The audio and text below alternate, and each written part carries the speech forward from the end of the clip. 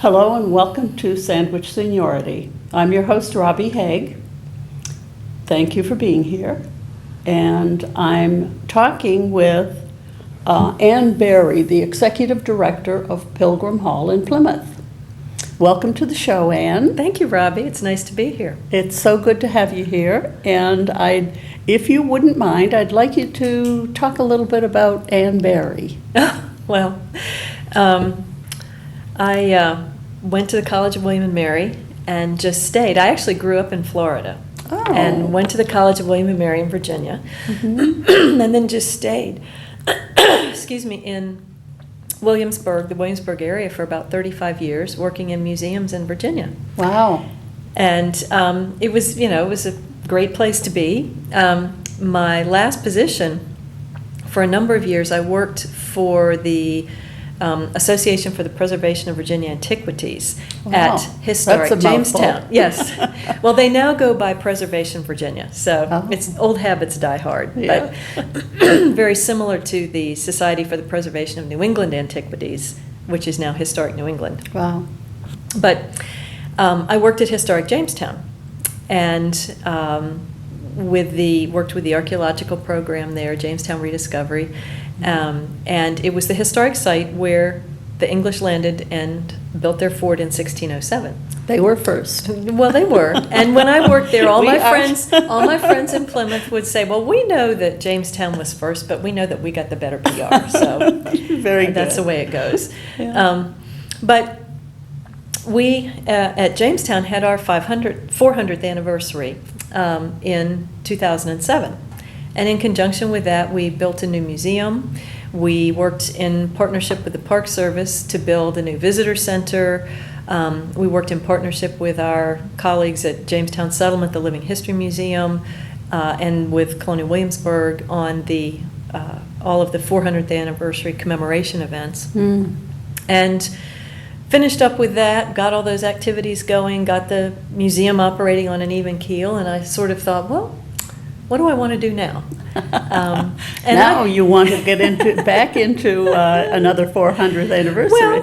Well, I had been vacationing in Plymouth for about 25 years at that point, and I like the area up here. I love being near the ocean. I've always lived near the ocean, growing up in Florida, and Williamsburg was about as far away from the ocean as I had ever lived. So Plymouth was very attractive. It's a lovely community, and I was up here on vacation, heard there was going to be an opening, applied, and here I am. It's wonderful to have you there. Well, thank you. Thank you. I've been here for about 2.5 years, and am really enjoying the community. Was it quite a transition going from Jamestown to Plymouth? Well, it was interesting how many parallels there are, or overlapping stories maybe would be a better way of putting it. There were people who came to Jamestown who also came to Plymouth. So that community of the early 17th century, they were not unknown to one another between Jamestown and New England. And so it's very interesting to kind of bring that bigger perspective to Plymouth. And we've had a lot of fun at the museum, joking with the girl from Virginia. Don't sound like you're from around here. And I always think, well, you should hear some of my friends back in Virginia if you think I have some kind of an accent. Yeah, you don't have a southern accent. No. But it's been a lot of fun to kind of bring that extra dimension to the Pilgrim story. Right. Sort of reconnecting with some of my undergraduate studies. When at that time I had studied, obviously, well, my undergraduate degree is in colonial American studies. Okay. And so it encompassed all of the, 17th and 18th century experience of the colonies. So, I had actually, studied the Pilgrims and Massachusetts Bay and that sort of thing a long time ago. And to kind of reconnect with some of that information now is a lot of fun. There's been, tell us a little about the museum. Well, Pilgrim Hall is an amazing institution. It was founded in 1824 by a group called the Pilgrim Society. In 1820, at the 200th anniversary of the Pilgrim's arrival, there were a group of people in Plymouth who wanted to commemorate the memory of the Pilgrims. And so they formed the Pilgrim Society. Mhm. In 1824, the museum opened, and we are today currently the longest continuously operating museum in the country. Oh, my. Public museum. There are some Mhm. other places that are perhaps older, but as far as being a publicly open entity, we're it. And we Very good. have the preeminent collection of pilgrim objects in the world. That came over on the Mayflower? Some of the things actually did come over on the Mayflower. Some of them have turned out not to have come over on the Mayflower. Okay. But we do have objects that are old enough and have a family provenance that they probably did come over on the Mayflower. Mhm. Peregrine White's cradle, Miles Standish's sword, William Bradford's Bible. Oh, wow. You know, Impressive. it is. It's an amazing collection. Mhm. And we have people from all over the world that come and visit to see it. And you had some work done on the Pilgrim Hall Museum. We a couple of did. years ago. We did. We had a big capital campaign in the town of Plymouth, and residents in the surrounding areas and people all across the country were very generous. And we built an addition onto the museum, and we put in climate control, so we now have air conditioning after Right. 180 some years. Really? We did it for the objects, of course. Of course you know, did. yes. Yes. You could be one of those objects. That's right. We now have, it's wonderful, we have, in addition to the better climate control and care for the objects, we have a collection storage facility, dedicated facility that actually has its own microenvironment for that area. We have a temporary exhibition gallery, which allows us to greatly expand our programming. We have an elevator and a ramp out front, so we're completely accessible now. Excellent. So all of our visitors can come and see the exhibit on the main floor, either the temporary exhibit or the main floor that talks about the sort of the story of the Pilgrims, how they came to be seen as America's ancestors. And then also downstairs where we have our major exhibition about the Pilgrims in the 17th century, their Wampanoag neighbors, and the history of Plymouth Colony as long as it was a colony up until 1692. So, Is there a possibility that you're still collecting things for the we do. museum? We do. We have to be very selective in what we accept because it's very important that we're able to care for the objects. Right. And we focus on things that relate directly to our mission, which is the Pilgrim story and Plymouth Colony. So, we do consider things that are offered to the museum, but we have to make sure that they really are as old as folks think they are. And Right. there's a lot of grandmother stories out there about, oh, this came over on the Mayflower. And, it's always hard to say to someone, well, I'm sorry, but it was made in the 18th century. It couldn't possibly have come over on the Mayflower. Right. Wishful thinking. Yeah, and that, it's a difficult thing because a lot of people, they have things that are very dear to their family and to their family's history. And, they come to the museum and, it came on the Mayflower, and you don't want to make them feel like it's, that their family history, their family tradition isn't valid. But it's not something that we can accept for the collection. But we have, in the last couple years since I've been there, acquired some interesting pieces.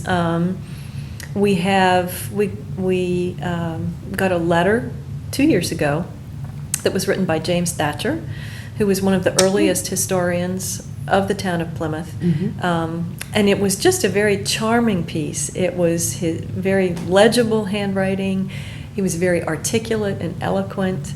He told a wonderful story about having come out of Forefathers' Day and being run down by a wagon, Oh.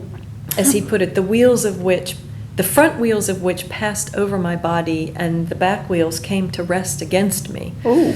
So he goes through this whole thing and ends up by saying, "It is not an experiment which I wish to have repeated."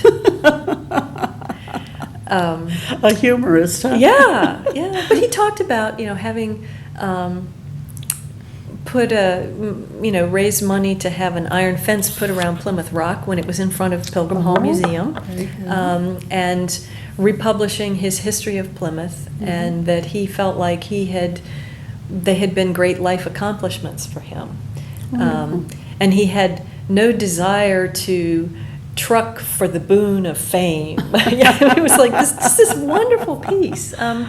We also, last fall, were given a document signed by Abraham Lincoln, naming a gentleman, Loring, to the customs position in the town of Plymouth. So, it's interesting. We do have some things that come in from time to time. Customs in Plymouth. Right, customs collection. Yeah. Okay, very good. Yeah. I think of customs as being in the Boston area only.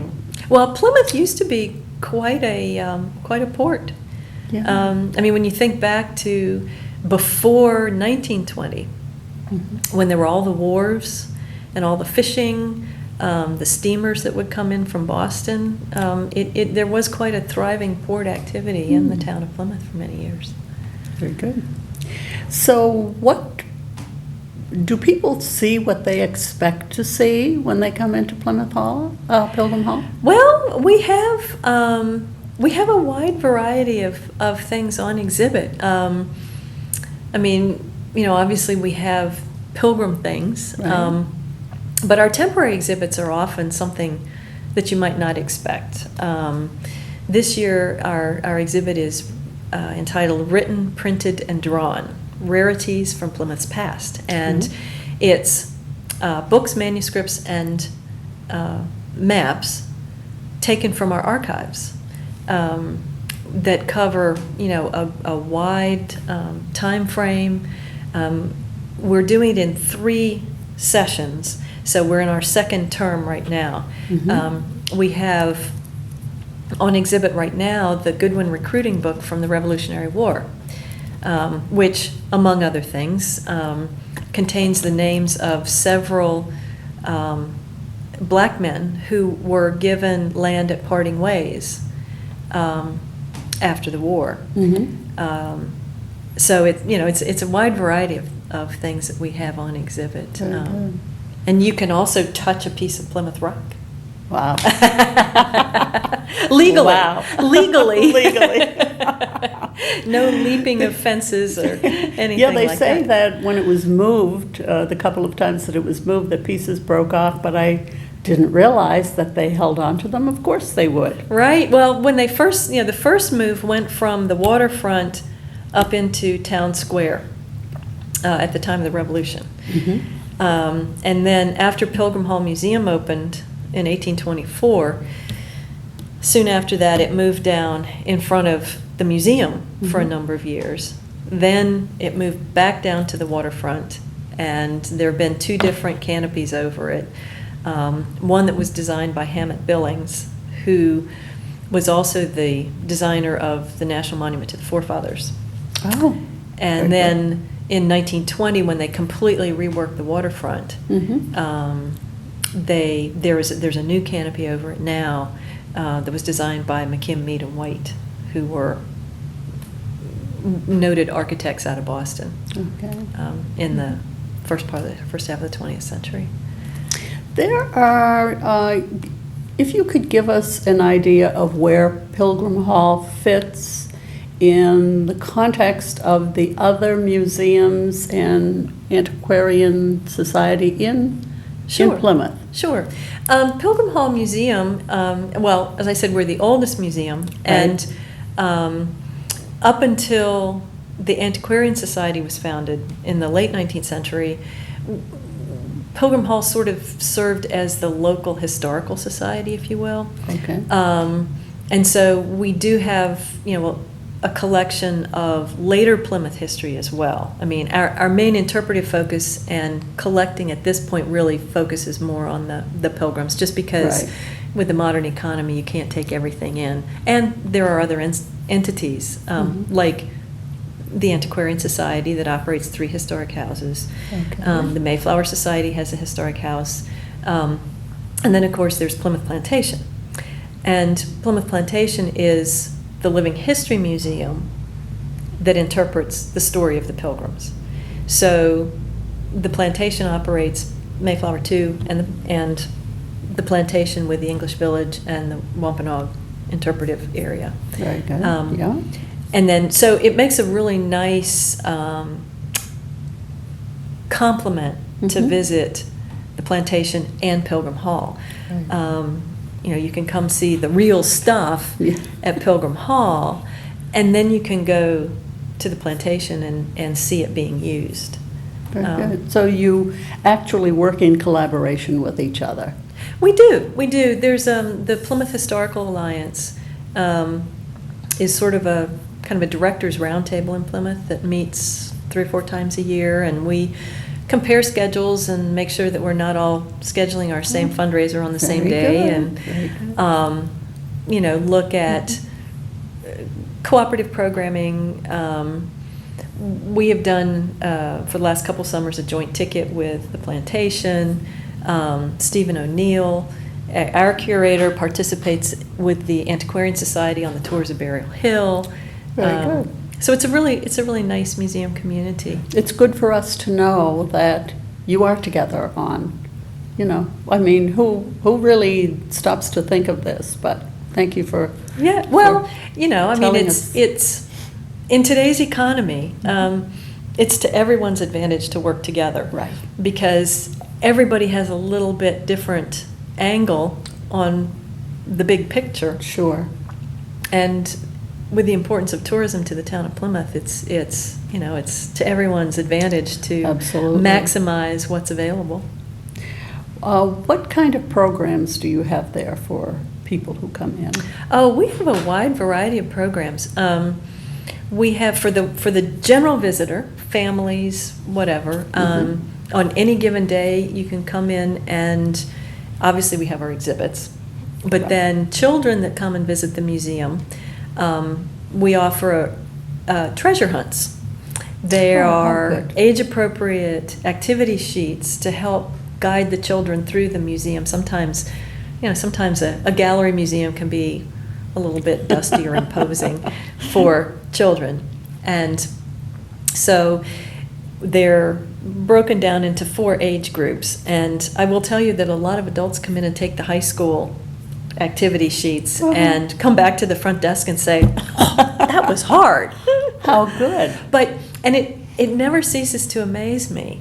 In the summertime, you know, on vacation, you think, oh, the last thing kids are going to want to do is some kind of a, you know, learning activity. But we hand out 10,000 of these things a year. And it's interesting, there are families that come back every summer. Mhm. And the first thing, the kids are in the door saying, we want our treasure hunt, and I want the next one this time, you know, as they grow up. Very good. So we have the sheets for our permanent exhibits, and then we also add a changing different sheet every year for the temporary exhibit. So it takes them through the whole museum. We have, during February and April school vacation, we have special programs for the kids during those weeks. We also have free admission for the children during those weeks, as long as they're accompanied by an adult. Right. In April, we have a lecture series on Wednesday mornings that's been very popular. Mhm. And throughout the year, we offer special programs on specific topics. We have a lecture coming up in August on William Hack, who was made one of the maps that we have on exhibit, and how he collected information from pirates. So Oh. stay tuned for that one. Oh, that sounds We very participate in interesting. Archaeology Month in the fall. So we have, you know, a variety of programs at the museum like that. And then we offer programs for groups, school groups, adult groups. You can book in advance at a special rate. You can have a guided tour. with a group if you want. So Are you open year-round? we are open every month but January. So we are open 11 months out of the year, the most of any of the museums in Plymouth. Right, So sure. Come to Pilgrim Hall in February and March and December. And how many days a week are you open? We're open 7 days a week from Wow. 9:30 to 4:30. Excellent, Yep. excellent. And just to throw my 2 cents worth in, I do believe that children who are interested in history can't wait to learn a little bit more about their, so I can just imagine ours was a historical family. So the anxiety of the kids has got to be a wonderful feeling for you to Yeah. When hear they them come in and yep, ask for the they come next in looking sheet. looking for the treasure hunts, and they go through and wait, no, we can't go. I'm not finished yet.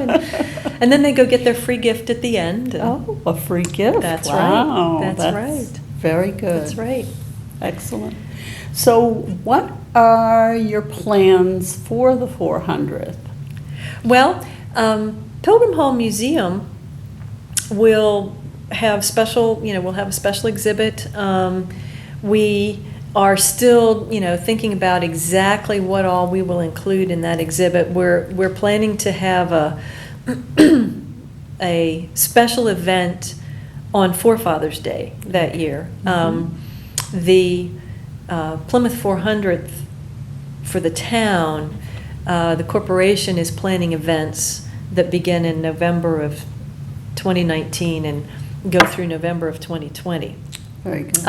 And the town of Plymouth will also be maintaining a calendar of not only the signature events organized by the corporation, but official events that are submitted to the town, and they review your plan and say, oh, that's a good event plan, a good plan. We will endorse that as an official event and Good. Include it on our calendar. So we're owning Forefathers Day as a big Excellent. event that year. Excellent.